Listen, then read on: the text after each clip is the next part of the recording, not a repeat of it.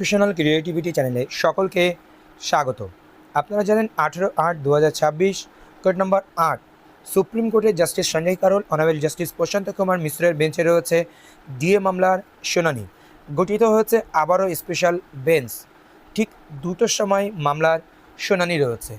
তো ওই দিন কী অর্ডার আসতে চলেছেন সে বিষয় নিয়ে আমরা একটু হলেও চিন্তিত, কারণ 22শে August justice Sanjay Karol sir ওনার কর্মজীবন থেকে অবসর নেবেন। কারণ 65 বছর হলেই সুপ্রিম কোর্টের বিচারপতিদের অবসর নিতে হয় নিয়ম অনুযায়ী। কারণ এই যে বিষয়টি বলতে চাইছি যে ডিএ মামলা দীর্ঘদিন ধরে সুপ্রিম কোর্টে পড়ে রয়েছে।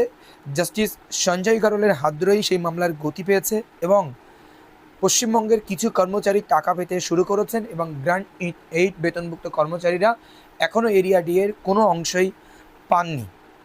আপনারা এই বিষয়ে সকলেই অবগত। এইদিকে 6ই আগস্ট যে ডিএ মামলার শুনানি হয়েছিল, সেই ডিএ মামলার শুনানিতে প্রত্যেক পক্ষের নিকট যে মনিটরিং কমিটির যে রিপোর্ট ছিল, ইন্টারিম রিপোর্ট, সেটি পেশ করার কথা ছিল। সেই অনুযায়ী তারা লিখিত এফিডেভিট আকারে জমা দেবেন কোর্টের নিকট। সেটাও হয়েছিল আলোচনা এবং অর্ডারে সেটাই পরিলক্ষিত হয়েছিল এবং মামলাটি 18 আগস্ট লিস্টেড। আগামী মঙ্গলবার মামলাটির শুনানি হবে, কিন্তু 22শে আগস্ট জাস্টিস সঞ্জয় কারোল স্যারের অবসর, তারপরে মামলার গতি কী হবে এই নিয়ে সত্যিই একটি চিন্তিত বিষয় তৈরি হয়েছে কর্মী মহলে। কারণ ডিএ মামলার নিয়ে অনেক সমস্যা তো রয়েছে, আবার দিনের পর দিন ডিএ মামলা পিছিয়ে যাবে না তো। কারণ সুপ্রিম কোর্টে এই ডিএ মামলা নতুন সরকার ক্ষমতায় আসার পরেই মামলা একবার ডিলেট হয়েছে, শুনানি হয়নি এবং এছাড়াও মামলার দীর্ঘ শুনানি হচ্ছে না। যে ডে বাই ডে ডেট দেওয়া এই বিষয়টি আবার কি শুরু হবে, না সঠিকভাবে শুনানি হবেন।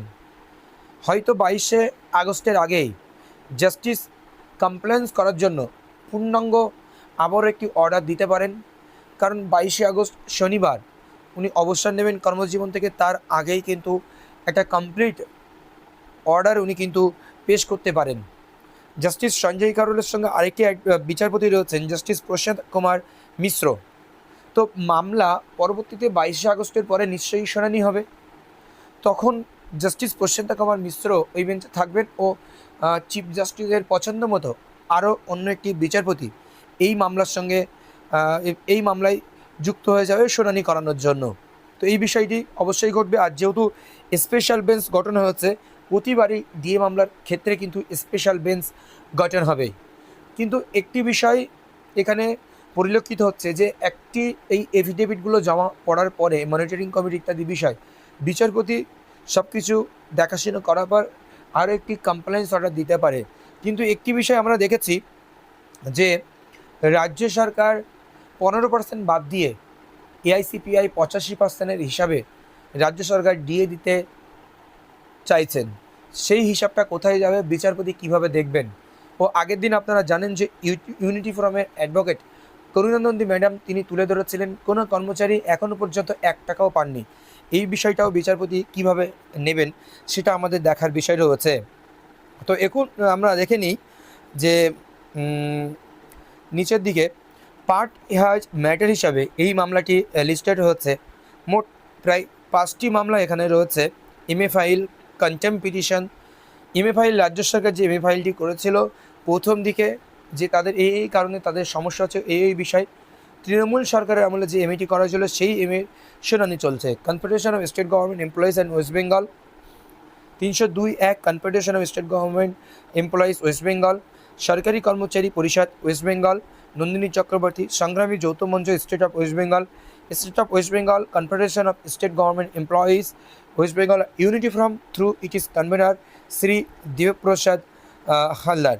তো এই বেঞ্চেই কিন্তু শুনানি হবে। Honourable justice Prashant Kumar Mishra will sit in special bench in court number 13 after the hearing the special bench matter listed this court 2 PM is over. তো 2 PM ওভার হওয়ার পরেই কিন্তু এই মামলার শুনানি হবে। কিন্তু একটি বিষয় আরও আপনাদের বলে রাখি, এই ডিএ মামলাকে যাতে কোনোভাবেই বানচাল করে দেওয়া যায় বা এই সরকারও দেরি করতে পারে, সেই পদক্ষেপ তারা কিন্তু প্রতি মুহূর্তে নেওয়ার চেষ্টা করছেন। কারণ প্রত্যেকটা মুহূর্তে শুনানি হচ্ছে, কোনো না কোনো ইস্যু তারা কিন্তু তুলে ধরছেন এই সরকারের পক্ষ থেকেও। আপনারা দেখেছেন, কারণ কেউই ডিএ দিতে চায় না, সেটা আমরা কর্মচারী যারা রয়েছে বা কর্মচারী সংগঠন যারা রয়েছেন তারা বুঝতে পারছেন। কারণ যে কোনো প্রক্রিয়ায় এই এরিয়া ডিএ যাতে দেরি করে নিয়ে যাওয়া যায় সেটা কিন্তু বোঝাই যাচ্ছে। কারণ রাজ্য সরকার চেয়েছিলেন যে 2031 সালের মধ্যে তারা বকেয়া ডিএ পরিশোধ করবে, কিন্তু মনিটরিং কমিটি সেটা মানেননি। 2028 সাল পর্যন্ত বেঁধে দিয়েছেন মনিটরিং কমিটি, যে 4টি ভাগে দিয়ে দিতে হবে। সেরকম বিষয়েও আপনারা দেখেছেন ইন্ট্রিম যে রিপোর্ট জমা পড়েছে, সেই ইন্ট্রিম রিপোর্ট জমার 9 নম্বর মিটিংয়ের সাম অ্যান্ড সাবস্টেন্সে কিন্তু এটা আমরা দেখেছি। ধন্যবাদ।